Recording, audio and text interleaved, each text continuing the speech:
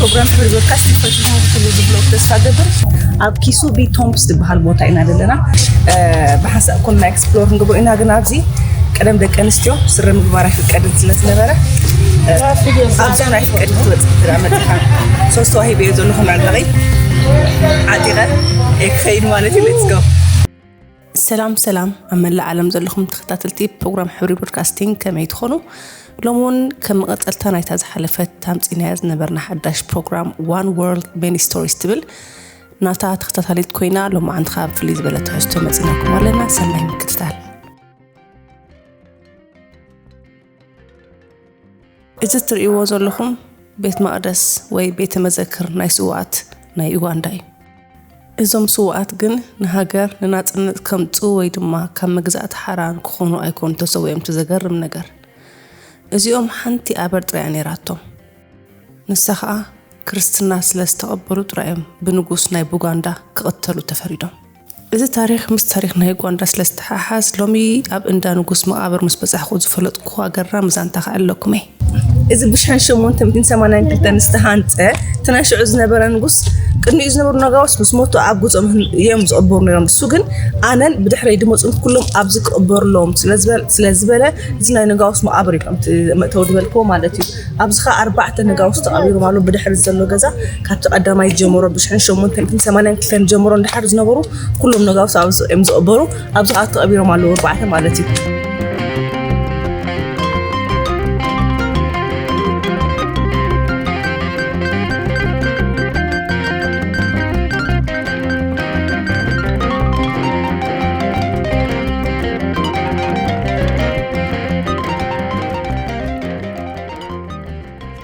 እዚ ከም ትዝረኽሞ በመጀመርያ ብጣዕሚ ዓብ ገዛ እዩ it's just very big and ክዝሕልካ ማዕት ኣሰራርሓ ስለዝኾነ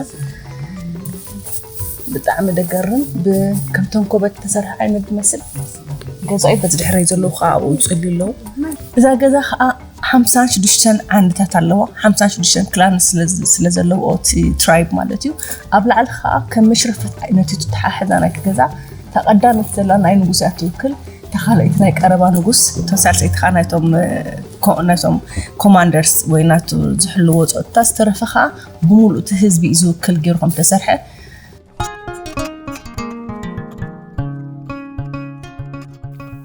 ብኡጋንዳ ሓንቲ ካፕተን ኡጋንዳ ዝቆማ ንግስነታት እያ እታ ዝዓበየትን ጽልዋ ዘለዋን ስለዝኾነ ድማ እዩ ነዛ ብዙሓት ካልኦት ነገስታት ዝሓወሰት ሃገር ካብታ ኡጋንዳ ዝብል ሽም ነታ ኡጋንዳ ዝብል ስም ክወፅእ ዝኽኣለ ኣሚ ብጣዕሚ ደገርም ዛንታታት ሓደ ሕብረተሰብ ከመይ ኢሉ መፂኡ ክትፈልጥ ከለካ ከዓ ዝያዳ ኣብ ክትኽቦም ይኹን ሓፈሻዊ ካይዶኦም ክርዳእካ ይኽእል ማለት እዩ እዚኦም ኣብዚኦም ዘለዉ 4 ኪንግስ ነዚ ናይ ሕጂ ዘሎ ንጉስ ማለት እዩ ኣንሰስተርናት ወይ ከዓ ናቱ ትውልድ እዮም ህዝቢ ኡጋንዳ ስሩ ካብ መበል 14 ክፍለ ዘመን ዝጅምር ኮይኑ ካቶኪንቱ ዝበሃል ቀዳማይ ካባካ ወይ ከዓ ንጉስ ኣብ ሰሜናዊ ግማግም ቀላይ ቪክቶሪያ ሓደ ማእከላይ ንግስነት ምስ መስረተ እዩ እቲ ታሪኽ ዝጅምር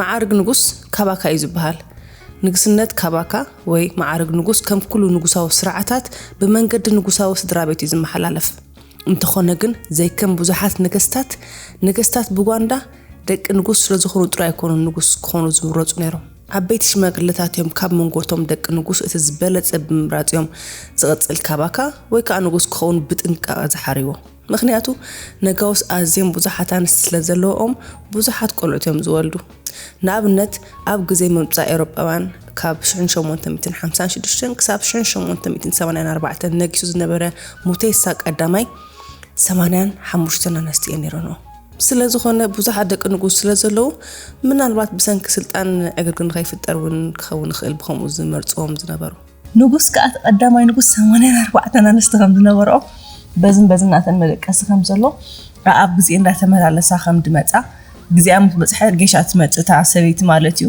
ናቱ ፌቨሬት ግን ኣብቲ ጥቑ ዘሎ ክልተ በዝን ኣብኡ ይድቅሳ ከም ዝነበራን ካልእን ኣዝዩ ሰፊሕ ናይ ክንደይ ኣማኢት ዓመታት ዛንታ እዩ ካባካ ሙቴሳ ቀዳማይ ንንግስነት ኡጋንዳ ንንግድን ናይ ወፃኢ ሚስዮናውያንን ክፍት ገበራ እዚ ኡጋንዳ ምስ ካልኦት ባህልን ሃይማኖትን ክትረኸብ ድማ ዓብይ ዕድል ከፊት እዩ ንኡጋንዳ ምስ ደጋዊ ዓለም ዝነበራ ርክብ ድማ ንዘለኣለም ቀየሮ ምክንያቱ ቅድሚኡ ንንግስነት ኡጋንዳ ምስ ዓዲ ይኹን ዓረብ ዝኾነ ርክብ ኣይነበሮምን ኣብ መወዳእታ መበል 19 ክፍለ ዘመን ድማ ሓድሽ ቡድሆታት መጸ ናይ ኤውሮጳ መግዛእታዊ ህርፋናት ኣብ መላእ ኣፍሪቃ ይሰፍሕ ነበረ ኣብ 1994 ድማ ኡጋንዳ ኣብ ትሕቲ ምሕደራ እንግሊዝ ኣተወት ደማይ ተቀዳማይ ንጉስ ነበረ እዩ ተቀዳማይ ንጉስ ንምምጻናይ ዓዲ እንግሊዝ ወይ ናይ ብሪጣንያ መግዛእቲ ወይ ከዓ ክምሁሩሉ ህዝቡ ኢሉ ፍቂዱ ስለዘምጾም መጽኦም ማለት እዩ ድሕሪኡ ወዱ ግን ድሕሪ ሞት አቡኡ ሙሉእ ናይ አቡኡ ምፍቃድ ናይ ብሪጣንያ ምምጻእ ስለዝተቃወመ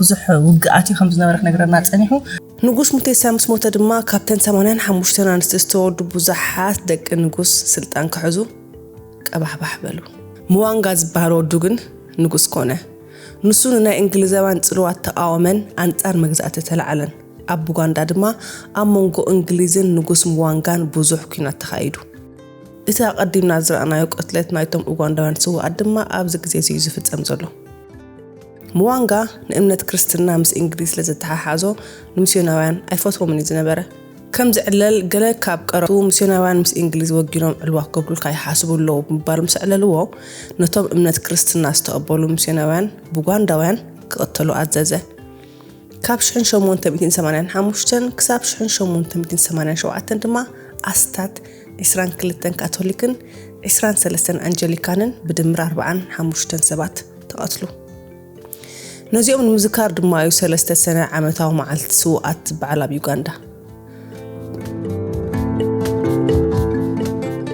ብዙኾነ እትዛንታ ክንቅጽሎ እንግሊዛውያን ምስ ሓደ ካብ ሕዋቱን ንሙዋንጋ ወጊኖም ካብ ስልጣን ከዓልዎ ብዙሕ ግዜ ፈተኑ ኣብ መወዳእታ እንግሊዝ ንሙዋንጋ ሰዓርዎ ካባካ ሙዋንጋ ዳግማዊ ወይ ከዓ ንጉስ ሙዋንጋ ዳግማዊ ድማ ኣብ መወዳእታ ተሰደ ኣብ ሲሸልስ ተዓቆበ ኣብኡ ድማ ሞተ ተዘገርም ግን ንጉስ ሙዋንጋ ከምቲ ዝረኣናዮ ንክርስትና ኣዝዩ ጸልእ ሰብ እኳ እንተነበረ ኣብ ሲሸልስ ግና ክርስትና ክቕበልን ዳንኤል ዝብል ክርስትና ስም ክጥምቕ እንደኣ ካለ ዓለም ግን ቢጥ እንድያ ይገርም እዩ ኣብ ዓዱ ኮይኑ አንጻር ብሪጣንያ ተቃዋሚ ወይ ከዓ ተባኢሱ ክነሱ ኣብ ሲሸልስ ከይዱ ግን ከም ተጠመቐ ዳንኤል ዝብል ሽም ከም ዝሃብዎን ንሱ ከዓ ነዚ በዚ ዘሎ ወዱ ከም ዝወለደ በዘሎ ወዱ ከዓ ዌስተርን ናይ ምኻድ ዕድል ስለዝነበሮ ዌስተርን በፂሑ መፅእ ከም ዝነበረ ኣብኡ ደቂ ኣንስትዮ ችክንን ኤግን ክበልዓ ምስ ረኣየ ከዓ ኣብ ዓደይ ከምንታይ ደይበልዓ ኢሉ ከም ዝፍለለን በር ክሳብ ሽዑ ይበልዓ ከም ዘይነበራ ተዘገርም ዛንታ ማለት እዩ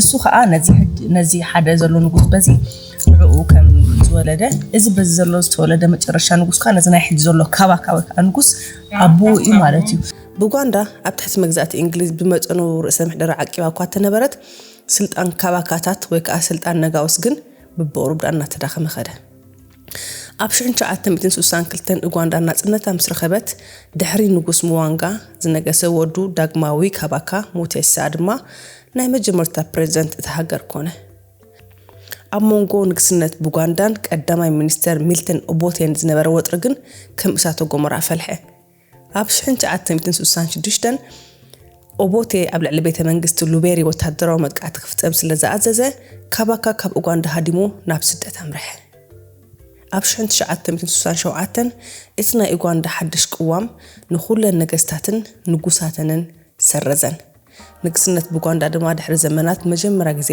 ተዋረፀ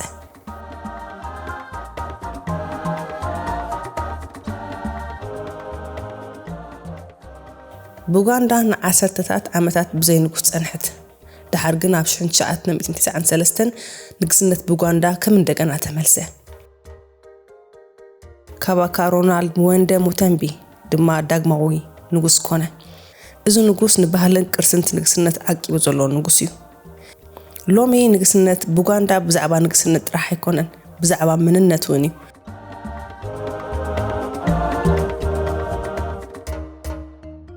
ካብ ሉኪኮ ንጉሳዊ ባይቶ ክሳብ ጉያ ልደት ካባካ ማለት ኣብ ዕለተ ልደት ናይ ካባካ ዝግበር ናይ ጉያ ጽምብል ኡጋንዳ ኣብ ኡጋንዳ ንጥፍቲ ባህላዊት ሓይሊ ኮይና ትቕጽላላ እዚ ንግስነት ንዘመናት ንኹሉ ፖለቲካዊ ቦላታት ሓሊፉ ክሳብ ለይትሎም ምጽንሑ ኣብ ልቢ ህዝቢ ማዕርክ እንደ ዓሚዮ ሱር ከም ዘለዎ እዩ ዝምስክር በዘሎ ኩናት ብምሉእ ገሊኡ ናይ እንስሳ ገሊኡ ናይ መዋጊ ገሊኡ ከዓ ሰባት ተበዲሎም ከም መቕጽዒ ኣይዶነ ብኡደም ዝቐስሎም ወላ ወግቦ ከም መቕጽዒ ከም ዝጥቀምሉ ነገርና ብጣዕሚ ደገርን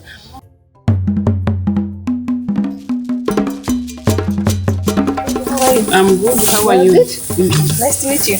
Thank you. So You know how to make that? I don't. Yeah, let me show you. I'm called Florence Bakazikubao Namatov. Oh. I'm Namatov. wife of King Mwanga. So Namatov. you're Namatov. Yes.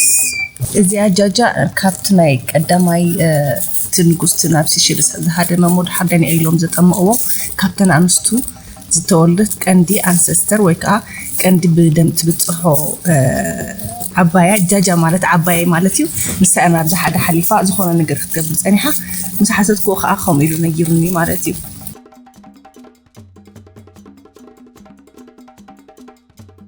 ሶ እዚ ኣብዚ መሬት ዘሎ ተንኮበት ብምሉኡ ብኸምዚ መንገዲ ተሰሪሑ ባዕላ ካልኦት ወድሕት ዝኣለዋ ክኾና ዝኽእል ኣብዚ ዝገዛ ዘሎ ብኸምዚ መንገዲ ተሰሪሑ ማለት እዩ How long it take you to finish one mat like this? That 3 months.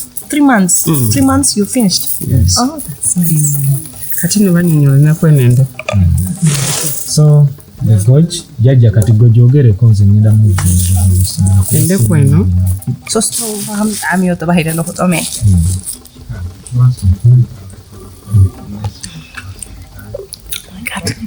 It's very good. Sure. It has honey? Yes? No, it's our chiganda. It's local. Made it from here. كم سوى عينت كوينو؟ Ingredients. شكور زلو سوى مسحوس كيف تعمل كارت عمي زلو انت دا كم عينت مستريسة كوينو سبقا بخمس أجباب يوهب موت بنا بخمس خات بالعود that's why من قد بزح كم زي بناسي كم قروخ بالعور إلهم أو خلط بن يمثلني I don't know بين أيس إنك حيخ أو خمس خلق حيا خلو تغرف توفي خات له مالتي Thank you. You are from where? From Eritrea. How is Aisha? Eritrea, it's good. It's good. You will take me? Yeah. We go together? You're a queen. I would love to. I would love to. Okay. I'm so happy to meet When are you leaving? I have been here for 5 years and I don't have plan to leave. I love Uganda. Hey. My son was born here. Oh, yeah. My daughter came when she was 3. Pologoma, yeah. Okay. And can you He's a please prince. give my daughter a name? I would love to give you the pleasure to give her a name. This one, I'm in Gabi clan. Mbajita batya? Antelope. Yeah, antelope. I'm called the Florence Namatov. Actually, it's And this one is Namatov. Namato. Namatov. Yes. From the Cobb clan. You are Thank you welcome. so much. I'm so happy to meet you. Thank you. Also, Thank you. I'm happy to see you. Thank you. Thank you. Okay. Got yourself Jenny. እዚ ከዓ ቶም ነጋውስ ምስ ሓዲኖ ምስ መፁ ጠይዞም ስጋ ብምብሳል ብማቀለሉ ዝነበሩ ኤርያ እዩ ኣብ ውሽጢ ካምፓውንድ ኣሎ እዩ ከም ዝደልኮ ዝገዛውቲ ብምሉእ ናይ ነጋውስ ቀረባ ክላን ወይ ቀረባ ብደም ዝረኸብዎ ዝቕመጡሉ እዩ ማለት እዩ ኣብዚ ኣይ መርጋፅ ኣይፍቀድኒ እታው ኣይፍቀድኒ ሰልዱ ምስ ተደርበየሎ ከም መባእ መቐመጢ እዩ ማለት እዩ